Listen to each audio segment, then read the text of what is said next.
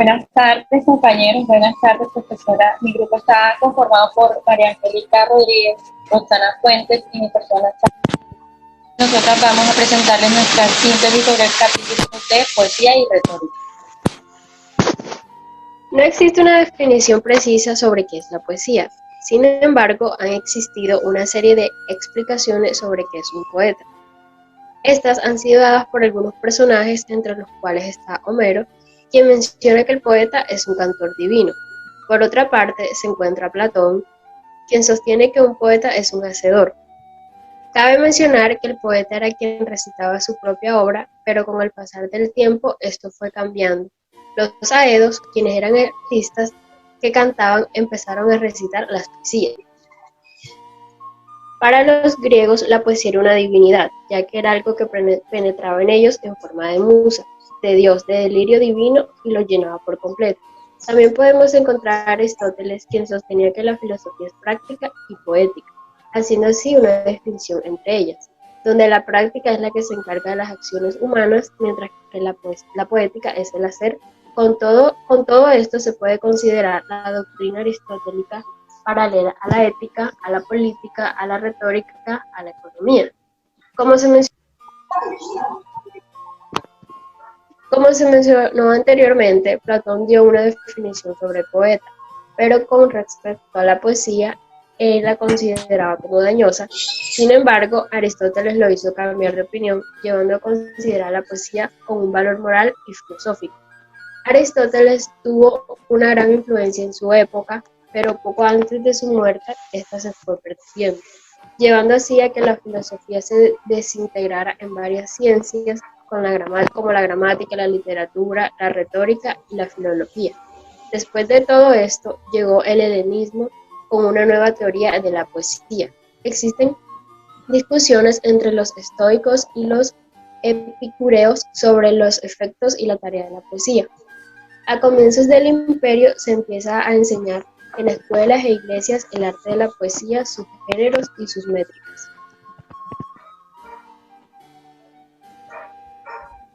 La poesía y la prosa fueron comprendidas desde un principio bajo la línea del discurso. A partir de Georgias, la prosa artística compite con la poesía y desde Isócrates se debate cuál de las dos es más difícil. Y fue así como desde Quintiliano fue él quien recomendó a oradores convertir la poesía en prosa, por lo cual San Agustín tuvo que parafrasear pasajes de la Eneida. Los inicios de la poesía cristiana son la continuación de aquella paráfrasis retórica de la antigüedad. El procedimiento se aplicó también a las vidas de santos. Ahí la vida de San Martín, escrita por el aquitano Sulpicio Severo hacia el año 400, fue puesta en verso en la segunda mitad del siglo V por Paulino de Perigueus, quien designó su obra como Tranlatio o Transcripta Oratio. En el siglo VI la volvió a metrificar Fortunato. Todo esto escrito en Curtius desde 1955.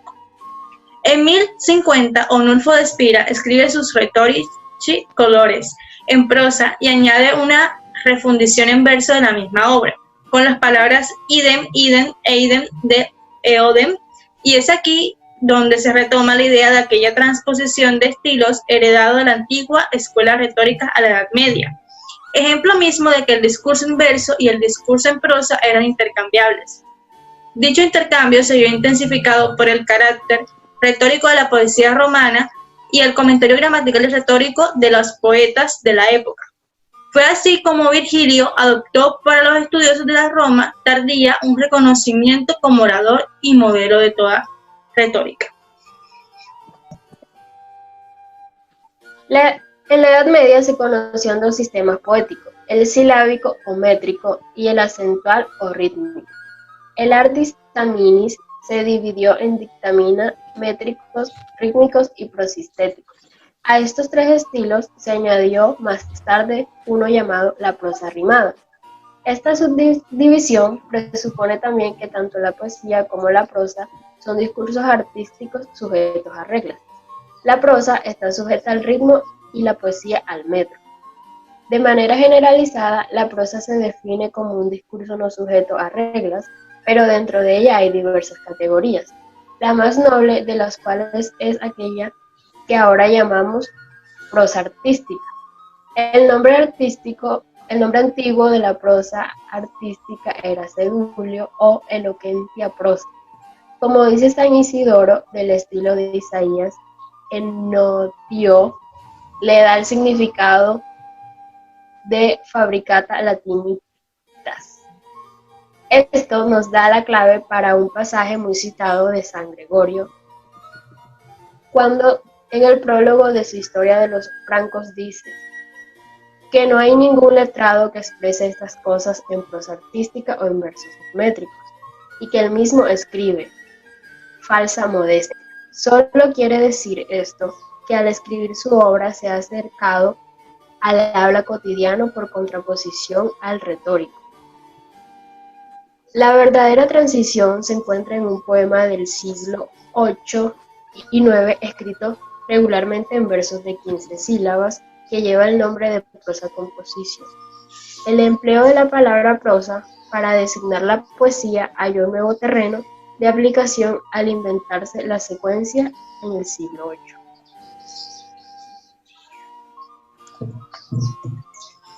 En los siglos XII y XIII, las poéticas francesas se emanciparon en gran medida del antiguo sistema, pero este permanecía al alcance de los lectores en los escritos de Cicerón, de Séneca el retórico y de Quintiliano. De la mano de Eugenio Bulgario, en Nápoles, se podría decir que nunca se perdió el interés por el discurso forense. Esto demostrado en su poema didáctico en 20 hexámetros sobre la retórica forense.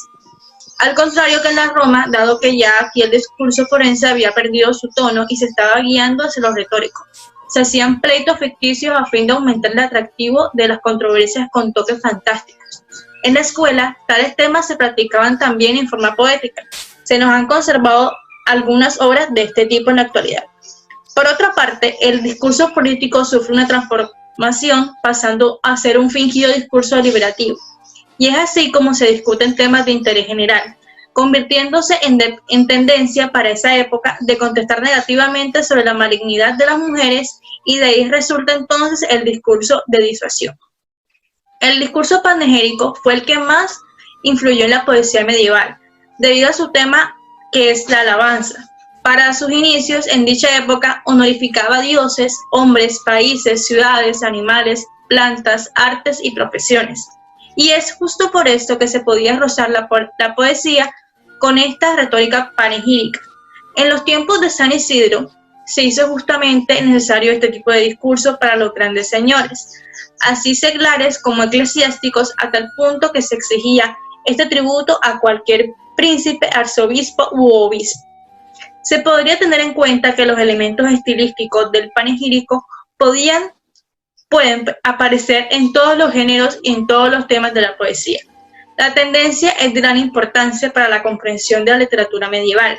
En el caso de los panegíricos de hombres, la técnica iba más guiada a elogios de los antepasados, de las hazañas juveniles y de la edad viril. Y por el lado de los panegíricos de las ciudades consistía en primero detallar la situación de la ciudad y luego enumerar todas sus demás ventajas, sin descuidar su cultivo del arte y de la ciencia.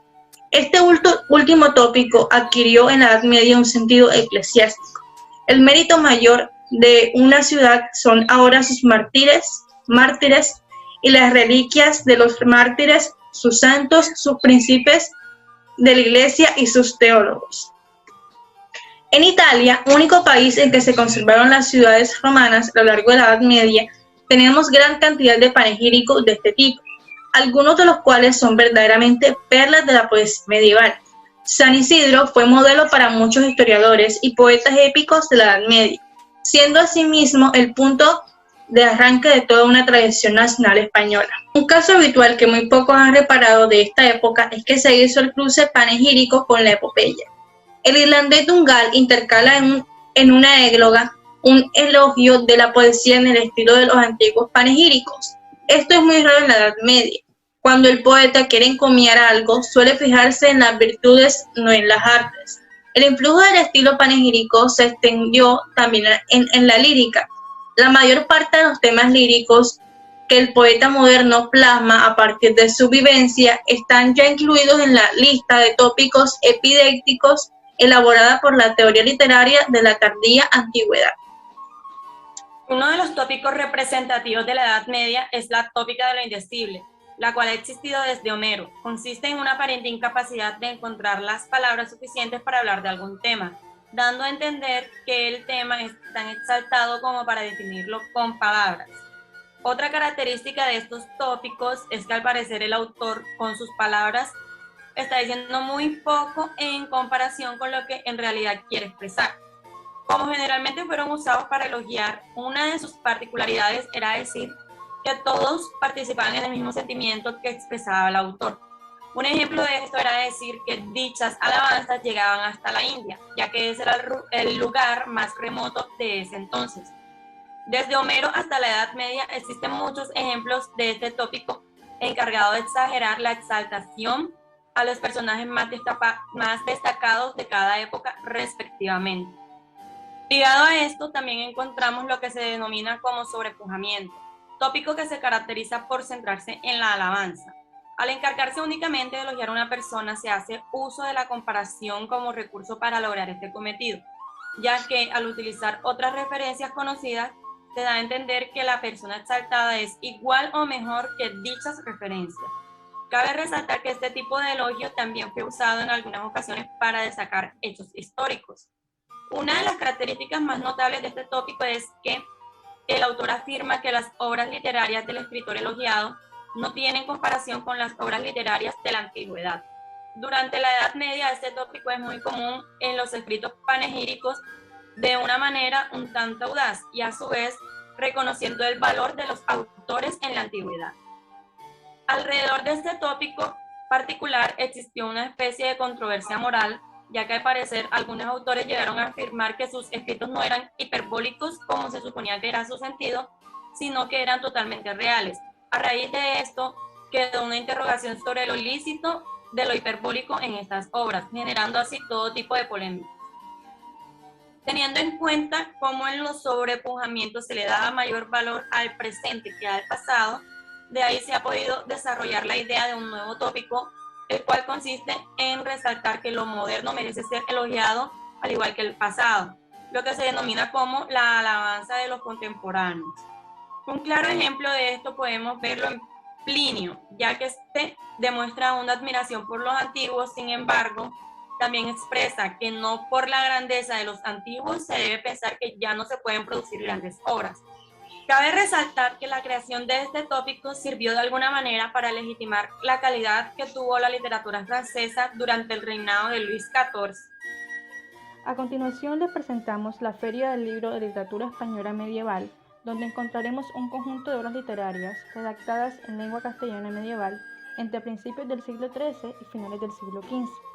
La literatura en lengua castellana se hizo al principio en verso, en primer lugar por su carácter de literatura popular y oral, y en segundo lugar por la escritura en prosa que exigía una tradición del uso del castellano que apenas existía a primeros de la Edad Media.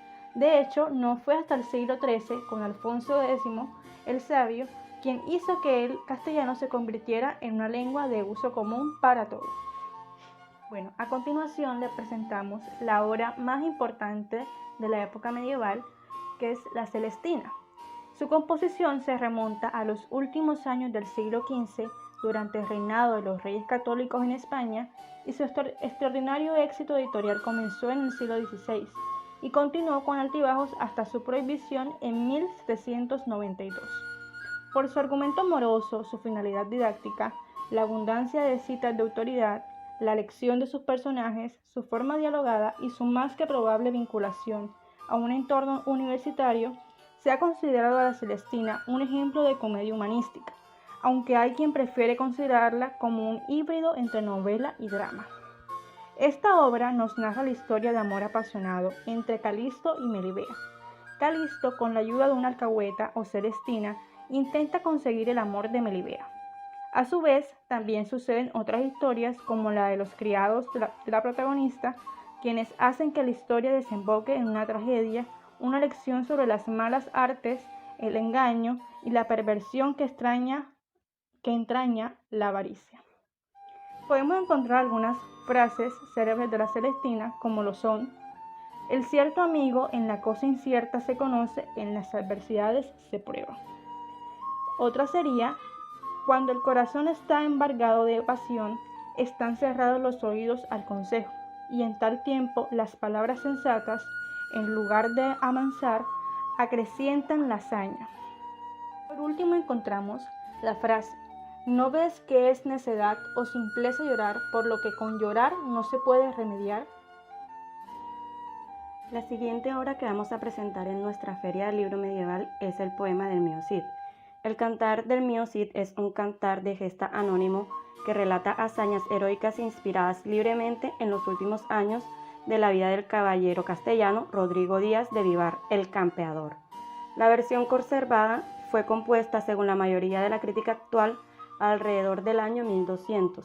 Se trata de la primera obra poética extensa de la literatura española y el único cantar épico de la misma conservada casi completo. Solo se ha perdido la primera hoja del original y otras dos en el interior del códice, aunque el contenido de las lagunas existentes puede ser deducido de las prosificaciones cronísticas, en especial de las crónicas de 20 reyes. El tema del Cantar del Mío Cid es el complejo proceso de recuperación de la honra perdida por el héroe, cuya restauración supondrá al cabo una honra mayor a la de la situación de partida. Implícitamente se contiene una dura crítica a la alta nobleza leonesa de sangre o cortesana y una alabanza a la baja nobleza que ha conseguido su estatus por méritos propios, no por heredados, y guerrea para conseguir honra y honor. El Cantar de Mío Cid se caracteriza por el ejemplo de la rima asonante y el metro irregular.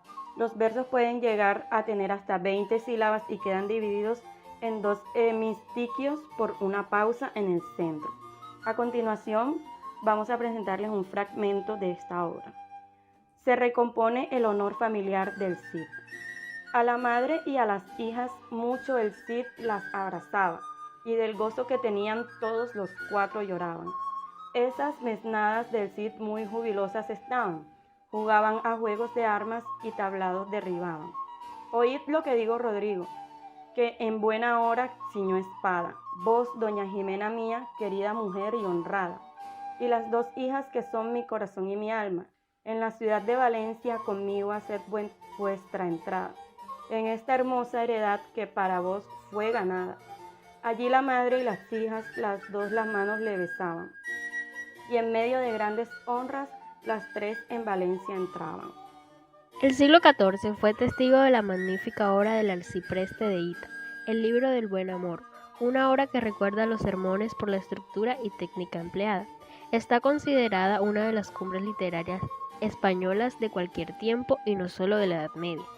El libro contiene una colección heterogénea de diversos materiales unidos en torno a una pretendida narración autobiográfica de asuntos amorosos del propio autor, quien es representado en una parte del libro por el episódico personaje de Don Melón de la Huerta. En él aparecen representados a través de sus amantes todas las capas de la sociedad bajo medieval española.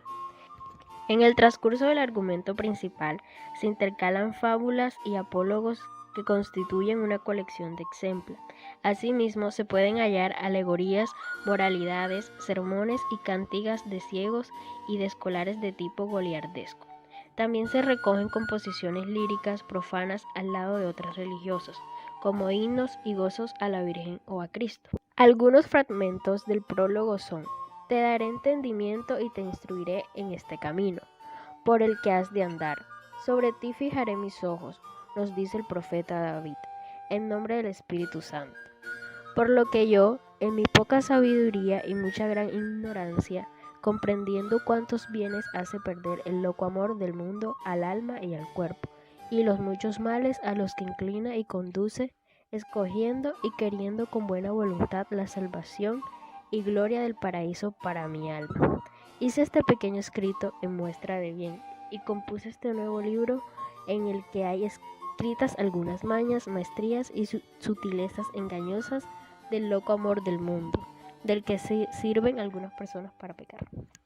El primer poeta castellano de nombre conocido fue Gonzalo de Berceo, nacido en 1197, con fecha de fallecimiento de 1264.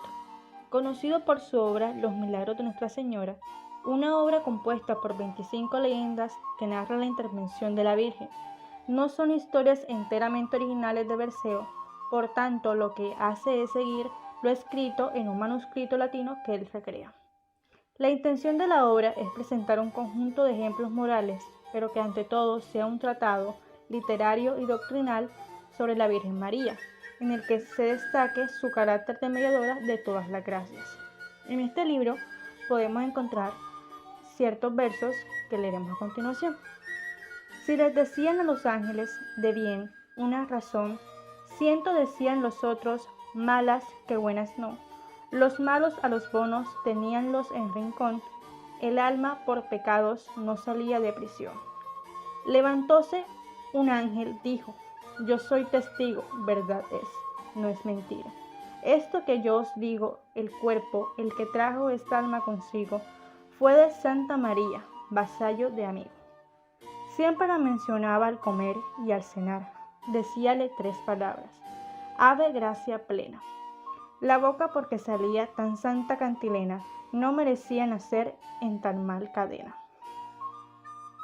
Otra de las obras representativas de esta feria del libro medieval es La Gran Conquista de Ultramar. La Gran Conquista de Ultramar es una extensa narración histórico-novelesca de principios del siglo XIV.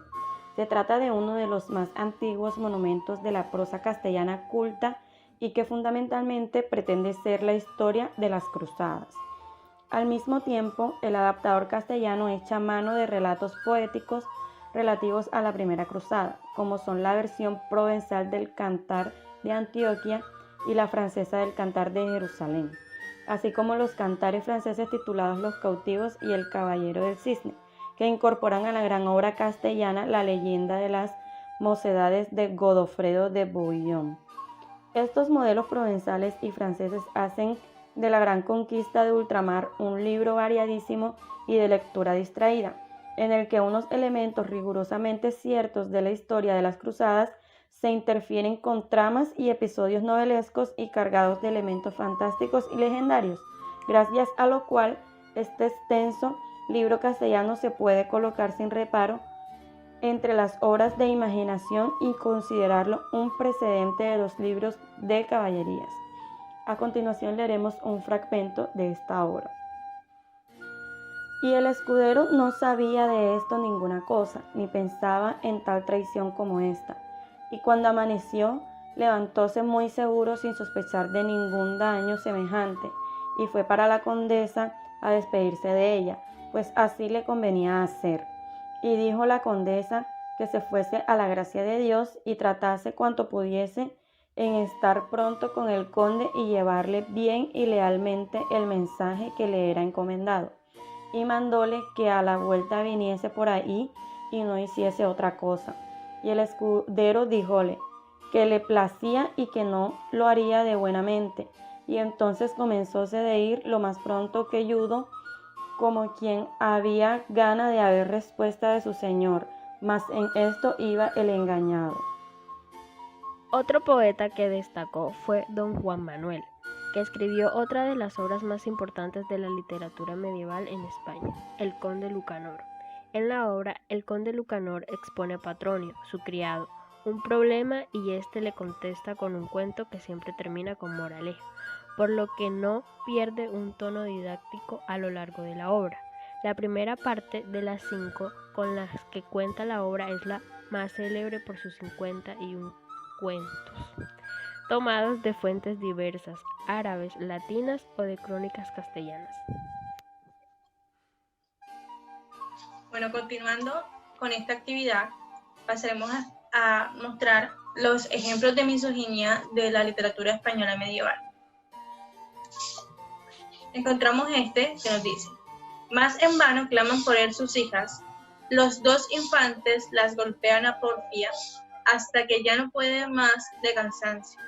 Tan fuertes los golpes han sido que doña Elvira y doña Sol quedan tendidas en tierra, desmayadas, cubiertas de heridas, las camisas hechas jirones y empapadas de sangre. Anónimo 1779, el poema del Miocid, el tercer cantar, Traducción de Ricardo Baeza.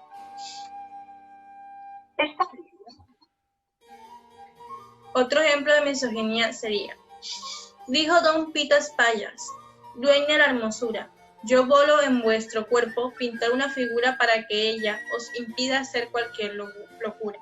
Contestó: Monseñor, haced vuestra mesura.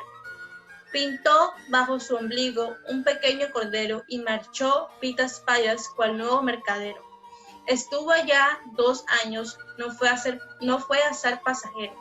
Cada mes a la dama parece un año entero. Ruiz Juan, de 1330 a 1342. Libro de un buen amor, las coplas 476 y 477. El tercer ejemplo que tenemos dice: con la cuita del frío y de la gran helada, le rogué que aquel día me otorgase posada. Díjome que lo haría si se fuese pegada. Di las gracias a Dios, nos fuimos a tablada.